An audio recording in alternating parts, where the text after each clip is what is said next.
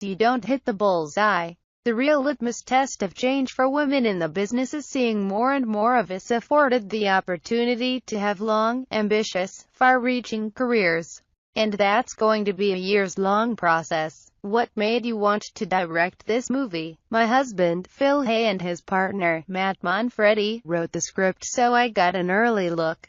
When they determined that they were not going to direct the film, which had been on the table for a while, they asked if I'd be interested, and I shot my hand up with a resounding yes. There was just something about this script. I loved how mysterious it was, and how purposeful it felt, and how it really gave me an opportunity to tell a story with a command of the craft. Trying to work those muscles in terms of balancing all the questions the film is presenting to the audience.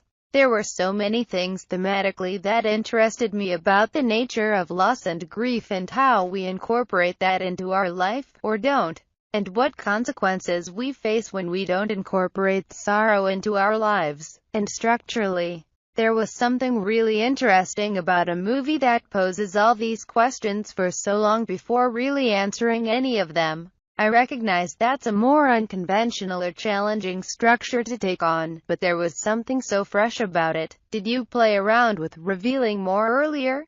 The script actually did reveal it slightly earlier, and funnily enough, it just took the air out of the movie. It took the sense of life, the sense of engagement, out.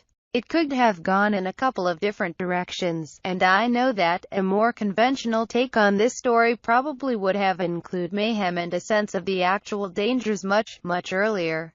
We all were in agreement that it worked to have them earlier in the script, and it didn't work as effectively in the final cut. Read more. Drafthouse acquires Karyn Kusama thriller The Invitation. Will Marshall Green appears to have some visions of things that might not be there. Does that make him an unreliable narrator?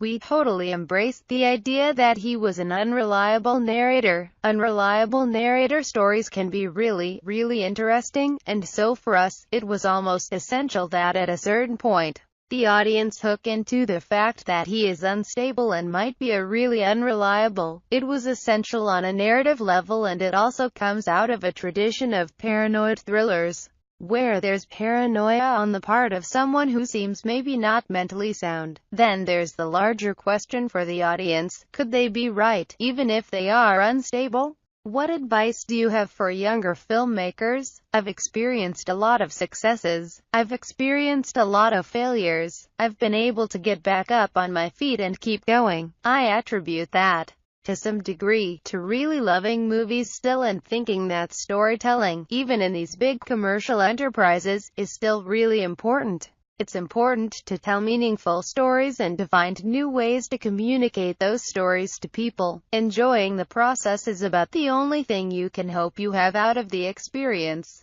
Because if you don't have that, there's no reason to be doing it. It's too hard, too exhausting, and it takes you away from all of these other wonderful elements of life. Always keep absorbing art and looking at paintings and reading books and watching movies in other languages, just getting to know the world at hand in the world of the past. It's important to keep absorbing the world and keep engaging with it, and often that means not thinking about movies and thinking about other things. That's the advice I give myself. The Invitation is now playing in select theaters and on demand. Watch the trailer for the film below. Play video.